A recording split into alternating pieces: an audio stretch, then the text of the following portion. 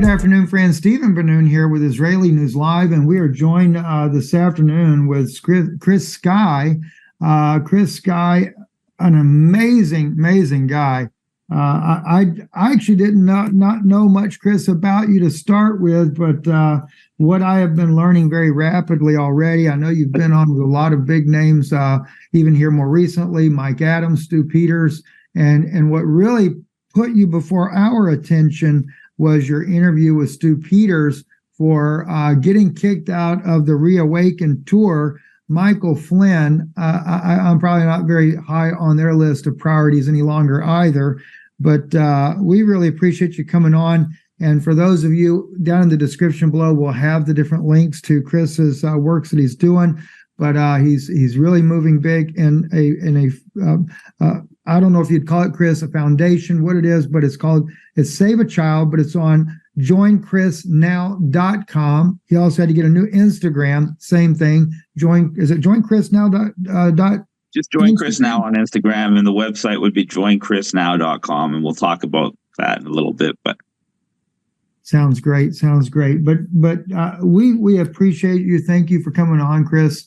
And that interview I watched that you did with Stu Peters, not many people have the courage to come out and call what Israel is doing flat out. It's a genocide. I mean, I'm not afraid to say it. It is a genocide, regardless of what happened on October the 7th. We'll go into those details as well. But thank you for coming on with us. yes, it's really ridiculous because this is basically their we call it in geopolitics a table flip. So the COVID agenda failed. They tried the climate change agenda on the heels of the COVID agenda. That failed even more miserably. So they briefly tried to reignite the COVID agenda. That blew up in their faces. So when all else fails, but you still need a crisis, cause a war. And what's the number one war that they know they could get away with because of years and years and years of propaganda from the media, from Hollywood, from school, from virtually every facet of Western civilization? Well, it's the Israeli-Palestine conflict. And they've been milking that conflict for more than 75 years now. And for people that they really want to muddy the waters on this, but it's pretty damn easy. As far back as early 1900s, World War I era, the Balfour Declaration was conceived. And they came up with this idea that they wanted to create an ethno-state where Israel is in present-day Palestine. And they were basically looking for an excuse to be able to implement it. Because you need something pretty drastic to basically be able to draft a resolution that says, hey, we're coming and we're taking half of this country and we're going to split it up and give half to Jewish people for a Jewish state called Israel and the other half for the people that are called Palestinians. And all you people that were living in that half of the land, well, too bad. You're going to have to move. So they needed something drastic. It didn't happen in World War I. But in World War II, thanks to the wonderful partnership between the Zionists, and we need to point that out because people go, what? Yes. What? Aren't Zionists Jews? No, Zionists are not Jews. Zionist is a political ideology, and the ones that claim to be Jewish are not really Jewish. They're Jewish converts, and they actually Jews. Before we get into the partnership, let's just get into where I'm not a biblical scholar or a scholar of religion by any means, but I know enough to know this. The Abrahamic religions are called Abrahamic because they come from a man named Abraham. And those three religions are Catholicism, Judaism, and Islam. And if we go back and the Jewish people claim that their genocide is justified because they had the land thousands and thousands of years ago in Israel. Okay, let's analyze this. Abraham, the father of all three religions, was from Iraq, modern day Iraq. He went to what is now Palestine and had two sons. One is called Jacob. Jacob is where the original tribes of Israel come from. Only problem for the Zionists that now occupy Israel. Abraham was obviously an Arab. So his son, Jacob, was also an Arab. So the original inhabitants of Palestine were like the ones that are there today. Arabs. They did not look like Benjamin Netanyahu, Polish, or the rest of Israel that's Ukrainian. If you notice, there's no white people anywhere in the Middle East. And there's a reason for that. We live, and our characteristics came what they are due to where we live geographically in the world. That is why different types of people exist, due to different climates and other conditions over thousands and thousands of years. So to believe that somehow these magical white people that are clearly from Europe somehow belong in the Middle East because they say they have a blood covenant to Abraham and Jacob is a complete fabrication. And it's only being used as a justification for this genocide. Furthermore, this is what people need to realize. Who are the biggest enemies of the Jews currently in the world today? Answer, it's the Zionists. The Zionists, especially the ones that pretend to be Jewish. And why is that? It's because they know they have no blood or birthright to Jacob or Abraham or the covenant of Judea. So they are jealous of the actual Jews. They would love to exterminate. I want to throw something in. I'm going to throw something in there real quick, just a short one here that actually supports what you're saying. This is why Barry Chamish, when he wrote about the Yemenite children from the Yemenite Jews that came up from Yemen, there, I think it was 2,000 children go missing. 2,000, and to this day, the Israeli government has never been able to account or answer or give a justification to the mothers other than just say, oh, they died mysterious deaths. I'm sorry. We took them to the hospital. They all died mysterious deaths, which kind of makes me wonder. I mean, I should say this here. I wouldn't go along with, here today I heard on Al Jazeera, Gaza maybe would be willing to hand over their babies that are in the incubators to the Israelis to get them out of this war. I wouldn't hand over anything to Israel at this point, especially with their track record of the Yemenite children. Those children, according to Barry Chamish, ended up going to Europe. They were adopted in by Ashkenazi families to help to, in my opinion, it's just my opinion, they wanted to mix that bloodline into the Ashkenazi bloodline so they could get some Jewish DNA, real Jewish DNA going on for them. That is a very, very probable and sound theory, and one needs to consider it. So moving on, that we now know why the Zionists, the Jews, we also know were funded by Zionists. Yes. And the banks that funded him and funded the British Empire, owned by the Rothschilds, were also very Zionist. We also know that Hitler partnered with another Zionist named Baron von Mittelstein, and in 1934, they even minted a commemorative coin that literally shows that and the Zionists were two sides of the same coin, a coin representing Baron von Mittelstein's pilgrimage to Palestine, where they now in World War II, after decades of having the Balfour Declaration on the shelf, were ready to use the that they funded and initiated against the Jewish people. There could be no without Zionist money in the Nazi coffers, period. So and the Zionists worked together. The Zionists wanted the Jews out. The Zionists wanted the Jews. The Zionists wanted control, and they wanted to use the Jews as a reason for catastrophe to create Israel. And in 1948, it happened.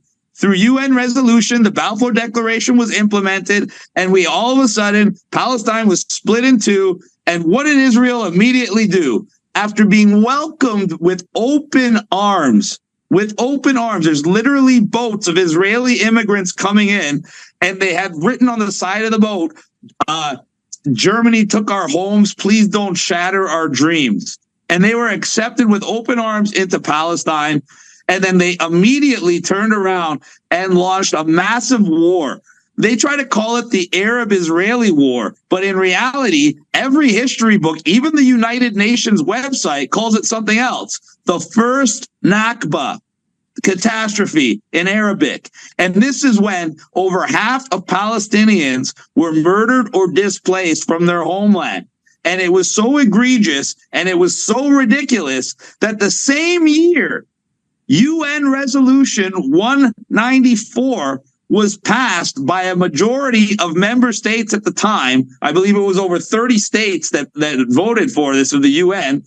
And to this day, it's been in place for over 75 years. They even had a special event to commemorate the 75th anniversary earlier this year. And it clearly states that Palestinians have the right to return to their homes, return to their land, and be compensated for what they lost. Israel has been ignoring that resolution that is signed into law by the majority of the entire world for 75 years. And every year since then, they have been bombing, they have been raping, they have been pillaging, they have been taking over settlements, taking over homes, kicking people out or shooting them. Every single year, they have been charged with war crimes over 50 times at the United Nations and only avoided prosecution because the U.S. has veto power over the United Nations. So even if 90 countries vote against Israel, the U.S.'s single veto can override everything. And that is the only reason, combined with the massive propaganda from the last 7 decades, that has been able to keep Israel murdering and acting in blatant violation of international law and any type of moral human law with impunity. And it's only getting worse every single year. And they try to characterize this as self-defense. Number one, self-defense can only be from a position that's of weakness. You cannot be in a position of leverage, a position of power, a position of offense, and claim self-defense.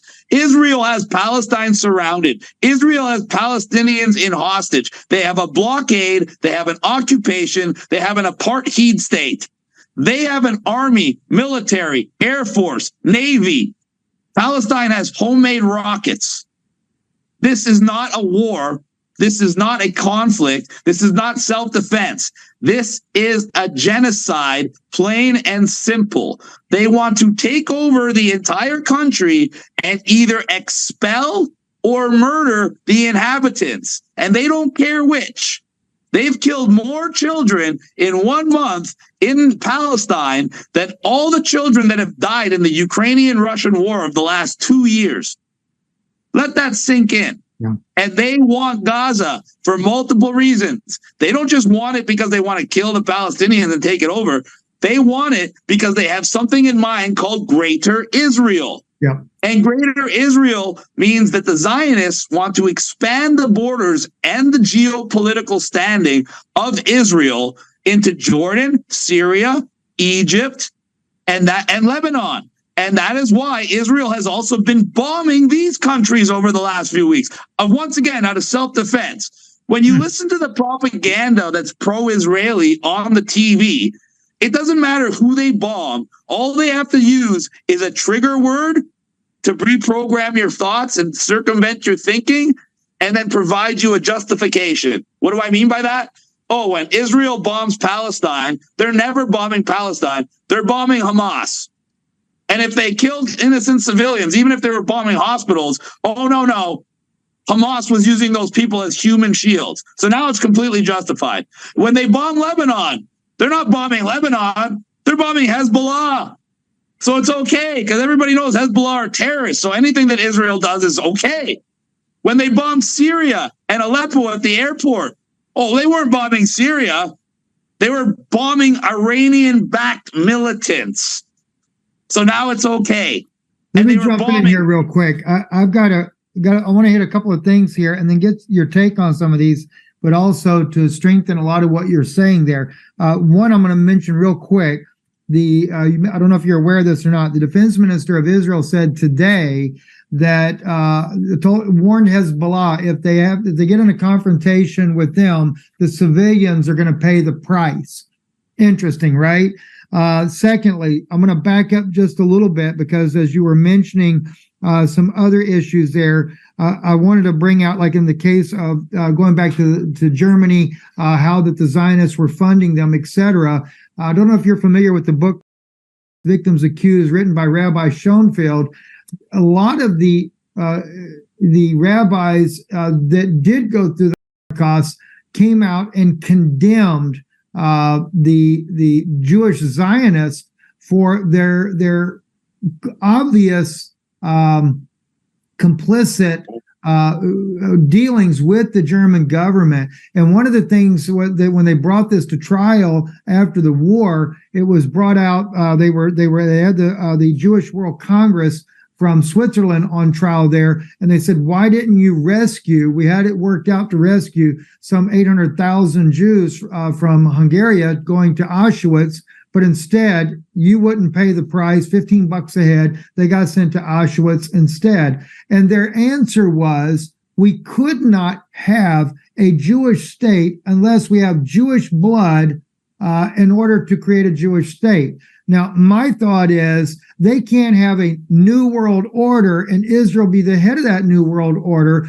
because the Talmudic Zionists of today, they believe that Israel, the law is going to come out of Jerusalem. So they believe they have to be the head of the new world order. I believe personally and very strongly, going all the way back to unsettling of Iraq, Syria, Lebanon, you name it, this was all done in order to, and I said this 6 years ago when all the refugees were coming into Western Europe, I said, Israel has done this intentionally in order to set up something. At the time, I wasn't quite sure what it was. And then I started picking up on it more so not too long ago. I said, this is part of the New World Order agenda, especially when they started the war against Gaza here, and they were relentlessly bombing the civilians, and they're not backing down. Why? They want the Arabs that have been forced into all these European countries, the United States, Canada, etc., to come together, cause an attack on more Jews, more Zionist Christians, so that they can justify martial law, lock these countries down, and then declare their new world order, and allow even the people that are living in Israel now, they don't care if they bomb them, they don't care if the people of Hezbollah, and ultimately even the people of Syria, even though all the matriarchs, as you pointed out about Abraham, he's from Iraq, but the matriarchs, they're all Syrians. And Laban made a covenant between Jacob and himself never to cross over these rocks there, that's right over there in modern state northern Jordan now, never to cross these to do each other harm. So my argument has always been, when you're bombing Syria, you're bombing your cousins. You know, when you're bombing Lebanon, and let's face it, Palestinians, you know, probably 50% of them, and Ben Gurion knew this, are Jewish descent from the 2,000 years ago when the Romans came in there and destroyed everything and drove them out because of their own faults that they did. You know, so at the end of the day, the problem is, I think Israel, every bit of this is strategic moves, and I think that's why they want the civilian deaths. And then, of course, and this is what I wanted to really get your thoughts on as well, Chris, is on October the 7th, there's too much evidence that I have. I've worked intelligence community many years ago. I already know what you're going to say. Yeah, I already know what you're going to say. I already agree with you wholeheartedly. Let's analyze this for a second. Besides the fact that everything you just said is 100% true. They're fomenting all this thing. They're going after the civilians because they want to rile up Arabs all over the world. And if that doesn't work, I already guarantee you, the guy is planning false all over the United States to make sure that Americans remember who to hate and want to go to war for Israel. 100% guaranteed. Guys working in overdrive. Now, who are the number one perpetrators of flags in the history of mankind? What is their actual military and intelligence operative motto? Through deception, thou shalt make war. They tell you it is their official policy to lie to you. Now let's analyze their geopolitical situation. They have the most sophisticatedly monitored, most robustly defended border that exists in humankind today. It's patrolled by drones at high altitude, patrolled by drones at low altitude. They have cameras everywhere with machine guns mounted on the walls. They have patrol units on foot, patrol units on the ground. And we're supposed to believe that this army, infiltrators of Hamas, got on paragliders, which are basically parachutes that go around 30 miles an hour, and you can see them from a gazillion miles away. They're literally sitting ducks that can be picked off with a double-barrel shotgun. You don't even need a military weapon for them. But we're supposed to believe that this group of fighters penetrated the most well-guarded, well-monitored border in history of mankind and had 7 hours of impunity.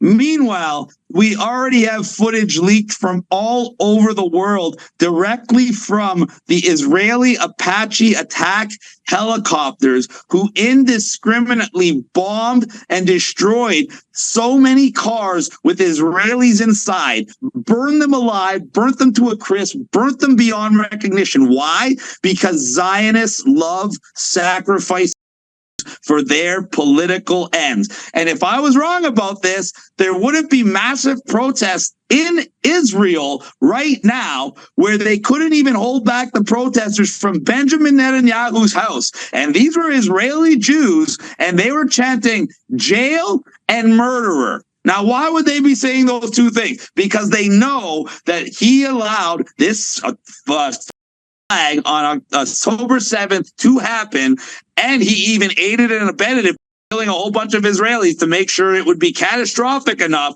to launch this assault that you're seeing now. And they want a much larger war. Why? Because they see the geopolitical aspect of it. There's only a few million Israelis and even fewer Zionists. But how many Americans, how many Iranians, how many Russians?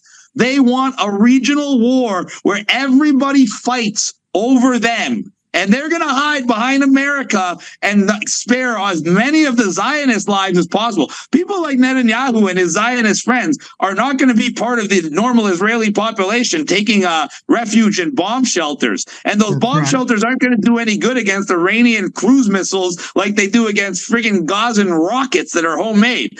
So they're going really to sacrifice as many as it takes in Israel to get a larger war going, because even if they sacrifice 3 million Israelis, but they can get hundreds of millions of Americans and everybody else to kill each other, the Zionists see it as a massive win. That's all they care about.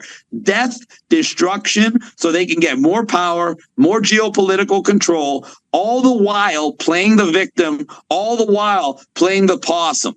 These are the most people in the history of mankind, and they're finally being exposed. We have protests going on all over the world. Colombia just announced yesterday that they are formally charging Benjamin Netanyahu with war crimes. Algeria claims they want to do the same thing, and a bunch of other countries like Turkey are following suit. Pretty soon, it's going to be the whole world against Netanyahu. And guess what? They already ordered a ceasefire at the UN. It was already overwhelmingly voted in favor of. But guess what happened?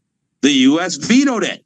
So the U.S. is 100% complicit in trying to create this war. And it's not because the U.S. is that dumb. It's because the U.S. is controlled by Zionists. And those Zionists have no problem sacrificing stupid Americans, and even less problem making Americans spend trillions of dollars and going into the debt to the Zionist banks that control them. People in America have very short memories. They remember something called the American Revolution, where they had to fight King George's army tooth and nail for their independence. But they forgot that King George is funded by the same people that have now infiltrated their government and now control their politicians and control their banking system. And why did they do that?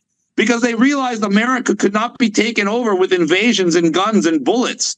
So they have to be infiltrated and use their traitors and take it down from the inside. That is why they want to drag America into a war they know they can't win. Let me say that again. Americans, with all your hustle and bustle, you will get absolutely obliterated if you try to fight Israel's war in the Middle East, because you will end up going up against Lebanon, Syria, Iran, Russia, China. You think China's just going to sit by? They're going to see that as the best opportunity to come and push the U.S. right off the cliff. In fact, China already removed Israel from all their maps. Did you know that? China has already removed Israel from the maps in all of Chinese literature. So they already see where this is going. Everybody sees where this is going. The Zionists bit off way more than they could chew. This was an act of desperation. If you look at the attack of 9/11, you can tell that was very well planned. It took months or even years of planning.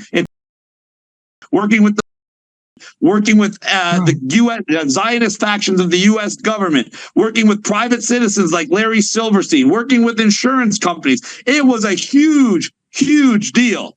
And it took years to unravel the truth, even after it was so obvious, because 3 buildings fell down from 2 airplanes. It made absolutely no sense. But you can tell that this latest flag on October 7th was something that they just threw together out of desperation. They needed a trigger, they needed a distraction, and they came up with it. And that's why the truth is coming out about it within a few days. That's why we already have helicopter pilots from Israel testifying that they were shooting Israelis because they couldn't even tell the difference. So this is not as organized or planned as their other endeavors. And that is why they lost control of the narrative so quick. Never before in human history has the media had to backpedal. We saw the media going 24 hours a day warmongering, and we saw every friggin' leader around the world that they would put on TV calling for war. Now all of a sudden, Justin Trudeau is calling for a ceasefire. Then he backpedaled. Even Macron in France is calling for a ceasefire. So it's not because they stopped supporting the Zionists. It's because we are getting the message out, and billions, not even millions, billions of people around the world now realize that there's a big difference between Zionists and Jews. And they now realize that Zionists are the ones that are causing all the problems in the Middle East. Zionists are the ones that have funded both sides of every war and every government-funded atrocity in the last few hundred years. What is the number one cause of death right now? You know what it is? It's democide.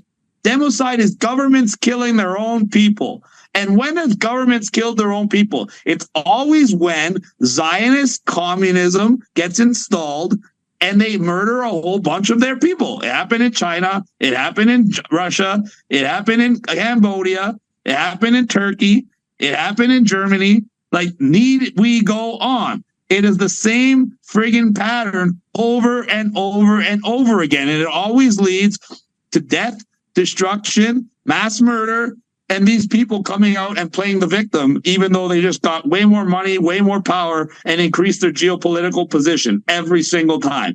These people do not think in terms of days, weeks, or months. They think in terms of decades. They pass their knowledge and their power on in a dynasty. So they think in terms of generations. They plan that far ahead.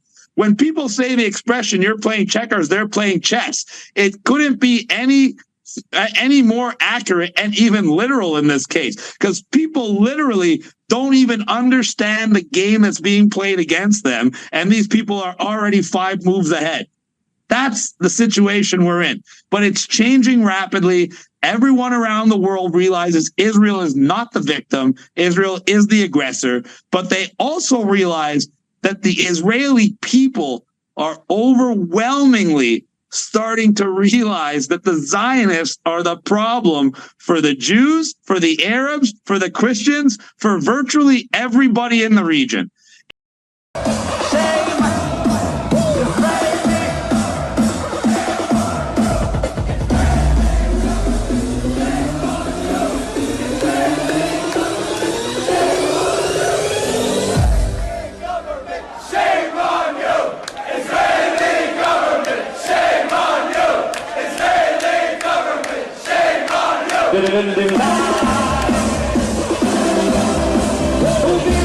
Secondly, I want to say this. When you see people like Nikki Haley, Ron DeSantis in their presidential debate, and I don't even know who the other guy was, all of them cheering on the war to kill all these babies in Gaza.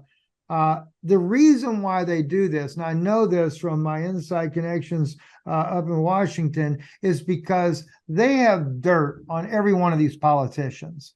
If they want to, they have to say whatever Israel is going to say. Two reasons. One, that's where their money comes from. Like I learned from Lori Cardozo-Moore years ago. She left my house after one Shabbat evening, and she goes, this is when I was pro-Zionist, goes to Miami. And I said, why are you going to Miami? She said, that's where the money comes from, the Jewish donors. Same thing. Cynthia McKinney, good friend of ours, former Congresswoman. You've got her. You've got, James Traficant, former congressman, mysteriously dies. But they were bold enough to speak out about how that Israel owns, James Traficant says Israel owned Congress and the Senate. And as I was told from intelligence, it's because they have, if they don't got you with money, they got you because your wife, or they got video footage of you. Almost every single politician there is, they got dirt on them somewhere. So they are controlling, and it's not just America, that's Europe, you name it.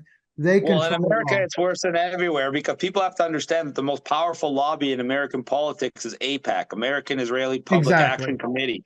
And in fact, they have so much authority over the American government. Number one, it's legal for dual citizens, Israelis, to be in the American government. Imagine a dual citizen U.S. Russian or U.S. Chinese or U.S. North Korean or U.S. Iranian.